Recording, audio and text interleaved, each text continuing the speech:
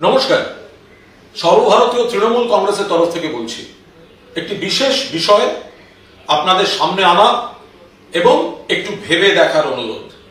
বিষয় লক্ষ্মীর ভান্ডার এবং বিজেপির অন্নপূর্ণা যোজনা। মাননীয় প্রাক্তন মুখ্যমন্ত্রী মমতা বন্দ্যোপাধ্যায় মহিলাদের জন্য যত রকম কাজ করেছেন, যতগুলি স্কিম করেছেন, তার মধ্যে অন্যতম লক্ষ্মীর ভান্ডার। একটা প্রতীক, নারী শক্তি, মা, বোন, দিদি ইচ্ছা মতো খরচ করা, তার টাকাটা সরকার, তাদের অধিকার করে দিয়েছিলেন কে? মমতা বন্দ্যোপাধ্যায়। শুরু, তারপর আস্তে আস্তে আস্তে বাড়ানো, এবং কেন্দ্রীয় সরকার রাজ্য সরকারের যত টাকা আটকে রেখেছে সেগুলো যদি না রাখতেন তাহলে হয়তো মমতা বন্দ্যোপাধ্যায় আরো বাড়াতে পারতেন।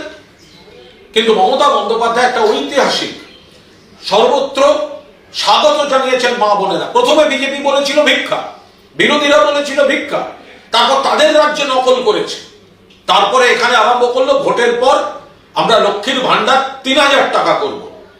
ভোটের আগে ভালো করে নজর রাখবেন, এই ফর্মটা পাড়ায় পাড়ায় তারা নিয়ে গেল।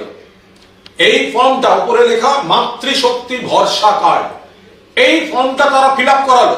ভোটের আগে লেখা ৩,০০০ টাকা আর্থিক সহায়তা প্রতি মাসে প্রত্যেক মহিলাকে। কারা করালো? বিজেপি। কি বললো? ৩,০০০। ফর্মে কি? ফর্মে ফর্ম সংখ্যা, তারিখ, নাম, মোবাইল নাম্বার, ঠিকানা। এইভাবে মায়েদের, বোনেদের, বাংলার মানুষকে বিভ্রান্ত করলো।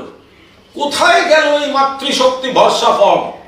যখন এলো এই ১৩ পাতার অন্নপূর্ণা যোজনা পারিবারিক তথ্য সংগ্রহের ফর্ম, এটাই লেখা ছিল প্রত্যেক মাসে টাকা দেওয়ার ফর্ম। যেটা এলো সেটা তথ্য সংগ্রহের ফর্ম। ভালো করে মনে রাখবেন, তথ্য সংগ্রহের ফর্ম। এবং যেটা সহজ পদ্ধতিতে করে দিয়েছিলেন মমতা বন্দ্যোপাধ্যায়, এই যে ১৩ পাতার ফর্ম, ১৩ পাতা, এখানে শুধুমাত্র আপনি যে দিদিভাই, যে মা, যে বোন আপনার অস্তিত্বের তথ্য জানার দরকার, তার বদলে আপনার গোটা পরিবারের সমস্ত রকম খুঁটিনাটি এই ১৩ পাতার ফর্মে কেন্দ্রীয় সরকার, রাজ্য সরকার যৌথভাবে তারা নিয়ে নিচ্ছে। কেন দিচ্ছে আমরা জানি না, কারণ একজন মহিলাকে ৩,০০০ টাকা দেওয়ার জন্য এই ১৩ পাতার এত তথ্য প্রয়োজন হতে পারে না। এবং অনেক মা বোনেরা বলছেন আমার তথ্য নেন, কিন্তু আমার বাড়ির বাকিদের তথ্য, পরিবারের অন্যান্য তথ্য এই বিষয়ে কেন আসছে, কিসের জন্য আসছে? মাননীয় দর্শক, ভাবতে হবে, মমতা বন্দ্যোপাধ্যায় যা দিয়ে গেছিলেন তার থেকে বেশি পাওয়ার জন্য যারা বিভ্রান্ত হয়েছেন, যখন বাড়িতে নিশ্চিন্তে প্রতি মাসে টাকাটা ঢুকে যাচ্ছিল, আর তার বদলে আপনারা বিভ্রান্ত হলেন এই মাতৃশক্তি ভরসা কার্ডে। আর এখন ভোটের পর আপনারা হাতে পেলেন একটা ১৩ পাতার একটা ফর্ম, জটিল, সময় সাপেক্ষ। আপনার পাড়ার যে ছেলেটি বিজেপি এই ফর্ম নিয়ে গেছিল, আপনাকে দিয়ে ফিল আপ করিয়েছে, বা আপনার কাছে নিয়ে গেছিল, তাকে বলুন না এই ফর্মটা এবার একটা ফিল আপ করে দিতে। জিজ্ঞাসা করুন যে এই ফর্ম কেন, কেন এত সদস্যের এত তথ্য দিতে হবে বাড়ির? কেন এটা সিম্পল আমার অস্তিত্বের ফর্ম নয়? জিজ্ঞাসা করুন যে কোন মাস থেকে টাকা পাবো। বারবার বলেছেন বিজেপি ক্ষমতা এলে ১ জুন থেকে ৩,০০০ টাকা, কবে পাবো? জিজ্ঞাসা করুন যে মাস থেকে দেবেন সেই মাস থেকে মে মাসের বকেয়া সহ ১ জুন এই সমস্তটার বকেয়া সহ বর্ধিত বকেয়া টাকাটা ঢুকবে তো? এই প্রশ্নের উত্তর তো আজ বিজেপিকে দিতে হবে।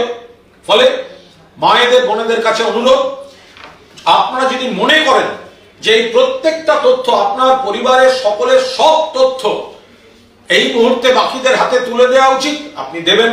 কিন্তু আপনার এই টাকার জন্য এই ফর্ম, এই হয়রানি আদৌ প্রয়োজন ছিল কিনা সেটাও কিন্তু দয়া করে ভেবে দেখবেন।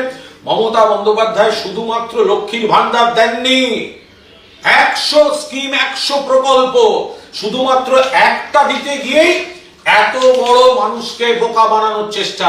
১ পাতার ফর্ম, 3000 টাকা পাবেন, 13 পাতার ফর্ম, তথ্যপঞ্জি সংগ্রহ। মায়েরা, বোনেরা, দিদিরা, বাংলার মায়েরা, মমতা বন্দ্যোপাধ্যায় আপনাদের জন্য অনেক করেছেন, হৃদয়ে উজাড় করে করেছেন। কোষাগারে কেন্দ্রীয় সরকারের এত বড় বাধা সত্ত্বেও করেছেন।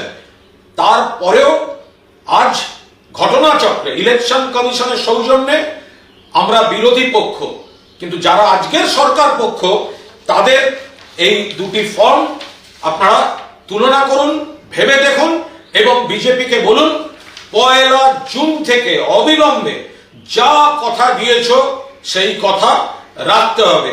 প্রত্যেকে যারা লক্ষ্মীর ভান্ডার পেতেন, 1-2 স্কুটিনিতে কেউ বাদ যেতে পারে, তার জন্য সামগ্রিক উপকারটা অস্বীকার করা যায় না, গুলিয়ে দেওয়া যায় না। যারা পেতেন, যে অ্যাকাউন্টে পেতেন, সেখানে 1 জুনের হিসাবে 3000 টাকা করে দিতে হবে এবং দিতে হবে।